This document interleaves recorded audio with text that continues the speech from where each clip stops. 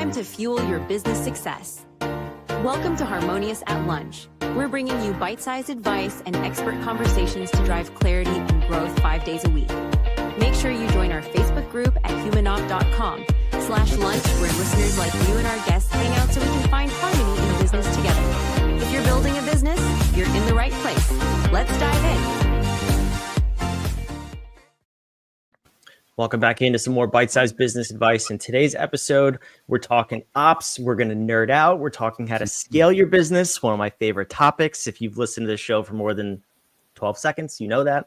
But I have a very special guest with me today, David Forster. Welcome to the show, and thank you for being here. Yeah, thanks for having me.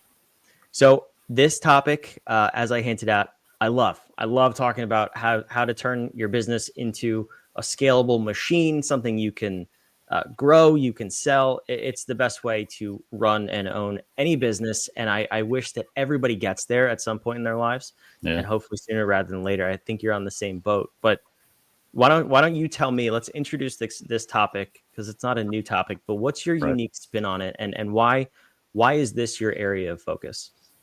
Yeah. So I love building relationship and community. And so I'm a people person. And one thing that I get really frustrated around, I work with contractors and trades and a lot in the green industry, and consistently hearing that there's just no good people to hire, and I can't get a good team. They don't have any common sense, blah, blah, blah, all the cliche stuff. Right.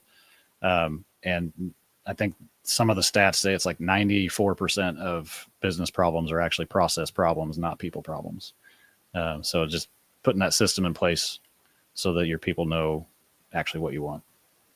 Yeah, this is fascinating to me, because I think if you boil it down, you really do have two parts of a business. You have people and process, right? And I have a background as a fractional COO. We merged with Human Op, and now we focus more on the people side. But I'm not disagreeing with anything you're saying. I think if you really do have to crack both of them, but the process is often, in terms of scalability, what will hold you back first. So it's definitely the area that needs to be addressed. Although I will say common sense is not so common. Have you also noticed that? Yeah, I've got a unique perspective on that, of like everybody's background and like how you're trained as a kid, what you learn builds what your common sense is around. So it's hard to match somebody else's, but it is different today for sure. Yeah, we'll save that for a different. Yeah, that's a sidetrack. But anyway, so let's dive into the process part, because you specialize in the trades, and that's there's a lot of optimization opportunities, especially for trade businesses. We talked about that a few episodes ago on this show. Where do you typically start with people, knowing that you're going to have to address the processes? I mean, what are you looking for in a business to determine A, if it's scalable at all, and then B, what the first thing you're going to tackle is? Yeah. I just asked a few questions about, how are decisions being made? Is the team able to make a decision, or are you feeling like you're constantly answering questions? Which is obviously very common. What are the handoffs like? Does it go from, first lead connection to follow up at the end of the job? Does every handoff in between, is it nice and smooth, or is there a lot of unknown errors, scheduling, fleet management, like all the product and material procurement, all that stuff? Is all that smooth? And really those two first areas are probably going to blow up in the conversation. And so that's usually where we start, is decision-making frameworks and handoff templates. I was going to say, are you met with blank stares usually when you start asking those questions? It's usually, there's a little bit of like him humming and hawing around, like, yeah. Yeah, that is, well, it's true. And that's not exclusive to the trades either. I mean, How are decisions made? Are you overwhelmed? How are handoffs being made, and are they efficient? I mean, every business has these things, but you're not really taught in life school that these are important things to run a business, especially if it's your first time running a business, which for most entrepreneurs it is. And unless you've done this multiple times and you've exited businesses and you know what it takes, kind of hard to get those things right. So knowing that, and when you go in, you have these conversations, what does that what does that look like to start getting it in place? Because I have a feeling that at least some of our listeners they're gonna have that same reaction when you ask those questions of like, Yeah. oh, I didn't know these things were important. So what would be the action plan based on being met with blank stares? Yeah.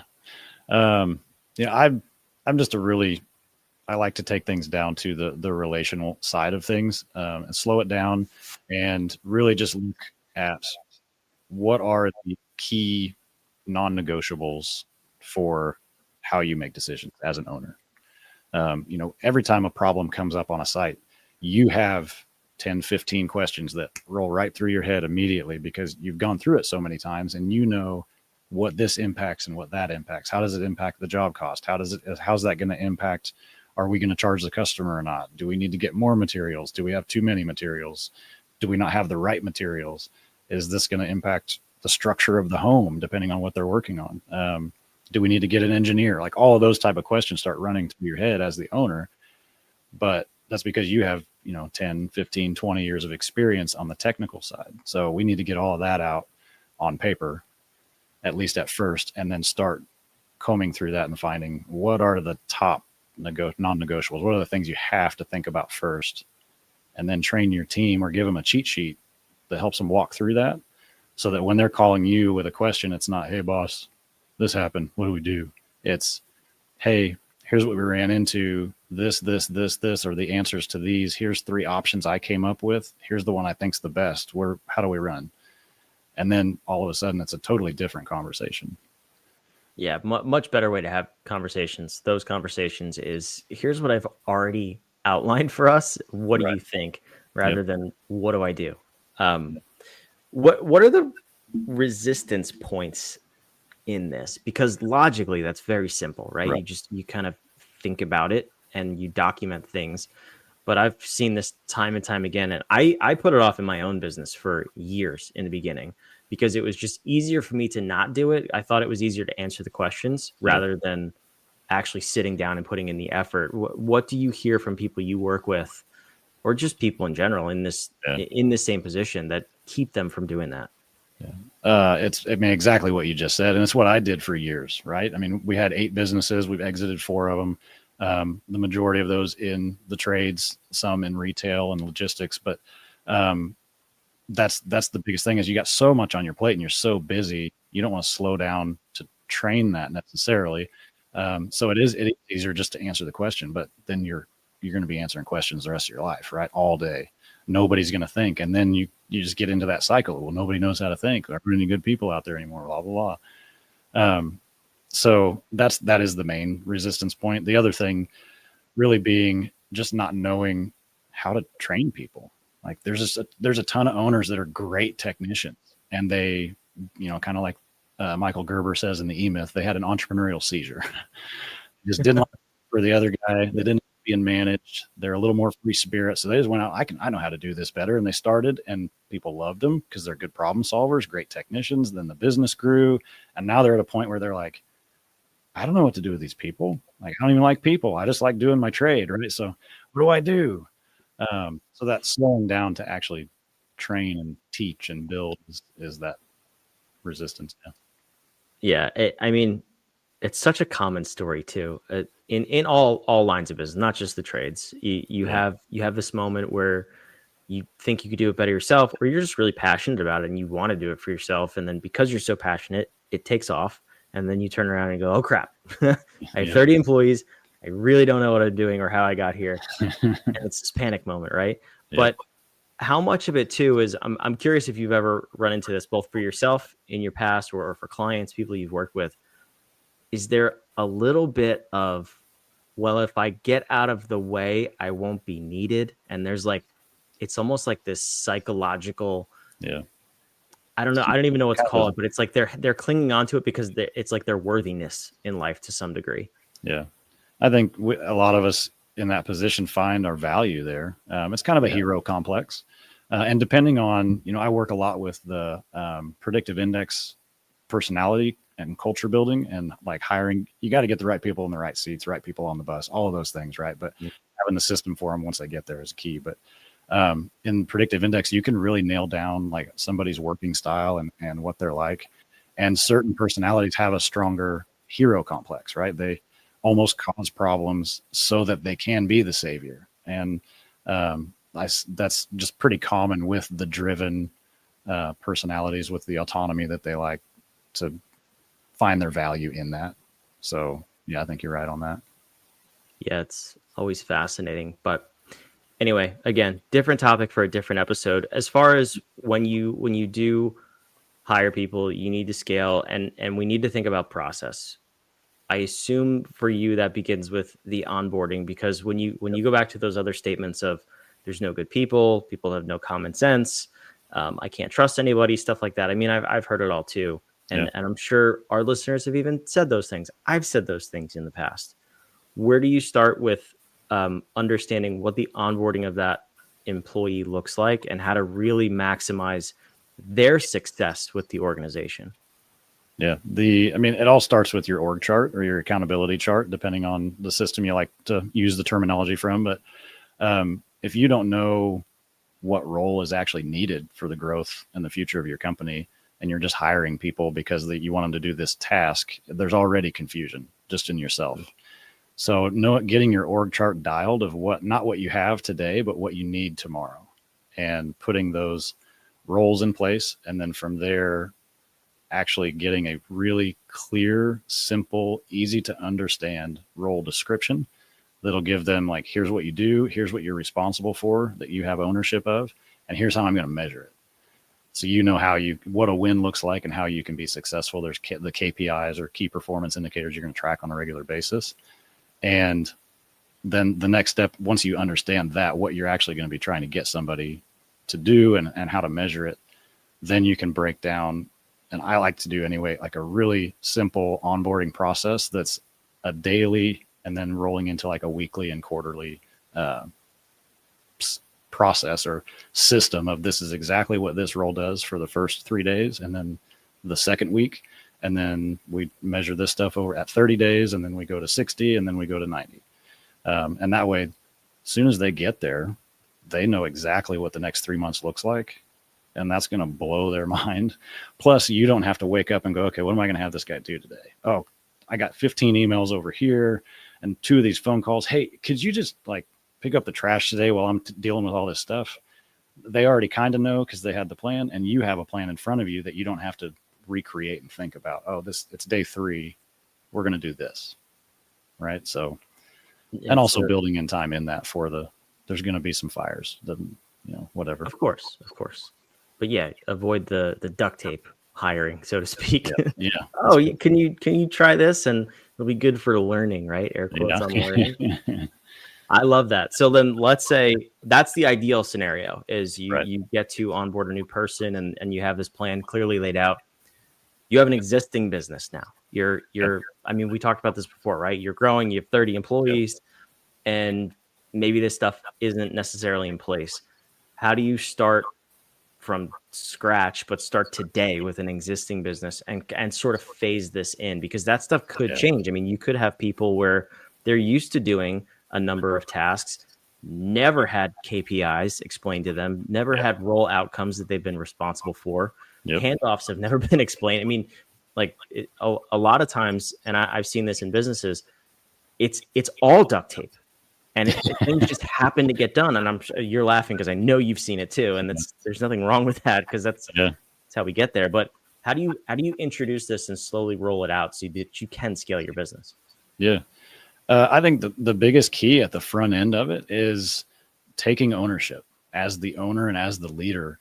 And, I can't think of a better word for it right now off the top of my head, but apologizing to the team. Like, hey, guys, we got here out of sheer grit and determination. And it's my fault that we don't have better clarity to go forward from here. But here's what I'm going to do to fix that. And we're going to have to make some adjustments, and we're going to have to do, there's going to be some changes and a little bit of, maybe some rough edges, but we're going to get this figured out. And I believe going forward with this, it's going to be better for all of us. You're going to have more clarity. You're going to have more opportunity, and make sure that it's not like, hey, I'm going to rip the Band-Aid off and just totally change your life tomorrow. Your job's different. And if you don't like it, then go find something else. Like, Don't do that. Please don't do that. I've had those thoughts run through my head, numerous times in running businesses of like, we're just going to change it now. Like, I broke this thing. We just need to fix it. Like, let's just go. And most people can't operate that way. So really just taking ownership of it, painting the picture and the vision that's a little bit different, and then having patience. Like, it's not going to happen overnight. You're going to have to build this thing in. You didn't build the business overnight to 30 people. So give it some time. The bigger it is, the longer it's going to take, but it's totally worth it. Yeah, 100% agree with that. So before we wrap up, I'm curious. We've talked about the process side of things, and of course that's super important. What are the common roadblocks you see with people who are in that sort of range? Maybe 30 employees is a little much, but like 1 to 5 million, that's typically where I see a lot of these challenges start to compound and really become bottlenecks. And I call it the 7-figure sticking point. It's like, once you get to that point, you really can't go on grit alone anymore and hustle, so to speak. Yep. So what are the things that you typically see that hold businesses back, and maybe the common solutions that even you've helped them overcome? I mean, the biggest thing is just, it's a control thing. It's when you've done that all, you've just really muscled that thing to 1 million, 1.5 million, 2 million, whatever it's at, or 3, it depends on the industry and what projects you're working on. But letting go of control doesn't have to mean you don't know what's going on. Right. My shirt, delegate like a boss, like start delegating and doing it properly. And build the systems in place that you don't lose control. You have control. You're just not breathing down everybody's neck. You have things to track and look at, and they're the things that are going to move the needle, and just start sticking with those things. Because that, if you don't want to let go and it's a control thing, that's usually what I've found is the biggest reason is, what are they doing? I don't know what's going on. And it's the fear that somebody's going to go break something and you're going to go out of business or whatever. And that's not generally the case. Nobody wants to put you out of business. They just need a system to follow. Because they'd be out of a job too. So that would be kind of dumb. But it feels like it sometimes. I know it. You feel like, I think they're just trying to like give me a heart attack or something, right? But no, that's true. They are trying to give you a heart attack, so you get out of the way and they can then do their job. Possibly true. Yep. There you go. Oh man, no, it's it's funny because it's true, unfortunately. But yeah, a lot of times as leaders, and again, I'm only saying this because I was personally guilty of it. We are the only ones holding our business back, and everything you're saying is spot on. But there's no excuse for control to be the reason you hold on to things, especially with the software and technology that's at our fingertips these days. I mean, you can oversee everything on a dashboard that you build for yourself that would cost very little money, and have that control, air quotes again, that you're looking for without micromanaging people and pissing them off. So this stuff is spot on, David. And I love that you're doing it. If the listeners if they're curious, they want to learn more about you, or maybe they need some help in their own business and they want to reach out to you, where should they go to contact you? dfscales.com is our website. And then you can email me. It's df@dfscales.com. Or you can check me out on like Facebook, facebook.com/rdavidforster. Just find me on there. And I love sharing tactical info and some inspirational stuff too, just to implement in your home life as well. I love it. That's fantastic. Wherever you're watching, listening, all those links down below in the show notes. So go check that stuff out. And if you're in that range, if you're in the trades and maybe you do need some help, try it, right? Try a different perspective, or at least get a different perspective and see what you're not seeing in your own business. But I promise, again, from my own personal experience, getting out of the way is the only way you will enjoy growing your business. And David, it sounds like you've had that similar story in growing so many businesses of your own. Yeah. Yes, definitely. Well, thank you again for being here. And for those of you watching, listening, we'll see you tomorrow on another episode of Harmonious at Lunch. Another episode of Harmonious at Lunch in the books. I hope this episode made you think and you grabbed some actionable ideas to propel your business. Don't forget to like, comment your takeaways, and subscribe wherever you're listening so we can help more entrepreneurs just like you achieve harmony in their life and business. For cutting-edge tools that bring clarity to your people and processes, check out humanoff.com to download our app today. See you next time.